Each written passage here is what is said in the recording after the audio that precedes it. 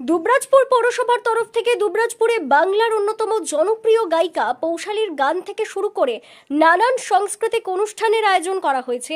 যে সকল অনুষ্ঠানের আয়োজন করা হয়েছে প্রত্যেক অনুষ্ঠান মঞ্চ মাতাবে তা নিয়ে কোনো সন্দেহ নেই। এতদূর শোনার পর অনেকের মধ্যেই কৌতূহল, কবে থেকে এই সকল অনুষ্ঠান অনুষ্ঠিত হবে এবং কেন দুবরাজপুর পৌরসভা এমন বিরাট আয়োজনে মেতে উঠল। দুবরাজপুর পৌরসভার 50 বছর পূর্তি উপলক্ষে বিভিন্ন ধরনের সাংস্কৃতিক অনুষ্ঠানের আয়োজন রাখা হয়েছে। যে সকল অনুষ্ঠানে বাংলার সেরা সেরা শিল্পীরা উপস্থিত থাকবেন, এছাড়াও ছৌ নাচ সহ বিভিন্ন বিনোদনমূলক অনুষ্ঠানের আয়োজনও থাকবে।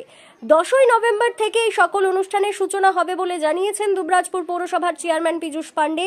বৃহস্পতিবার দুবরাজপুর পৌরসভার উদ্যোগে পৌরকর্মীদের নিয়ে আয়োজিত বিজয়া সম্মেলনী অনুষ্ঠানে এমন ঘোষণা করেন পীযূষ পাণ্ডে। ঠিক কি কি অনুষ্ঠান থাকছে সেই বিষয়ে পীযূষ পাণ্ডে যা জানিয়েছেন শুনে নেব। 50 বছর পূর্তি আমরা বিভিন্ন সাংস্কৃতিক অনুষ্ঠানে মধ্য দিয়ে সমাপন করব।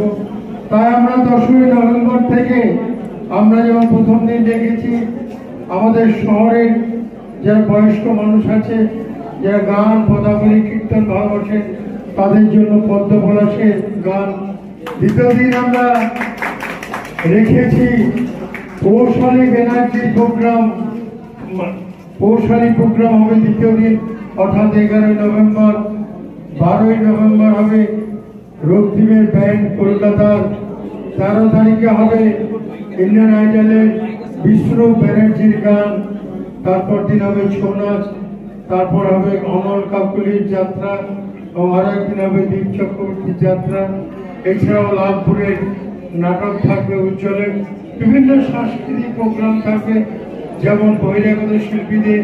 পাশাপাশি আমরা আমার আজকে যে সুরের নৃত্য একাডেমির ছাত্রদের সুন্দর গান নাচ পরিবেশন করলেন, এই আমার শহরের এইসব ক্ষুদে শিল্পীদের বিভিন্ন প্রতিযোগিতামূলক অনুষ্ঠান থাকবে, নাচ থাকবে, গান থাকবে, আবৃত্তি থাকবে, কুইজ থাকবে।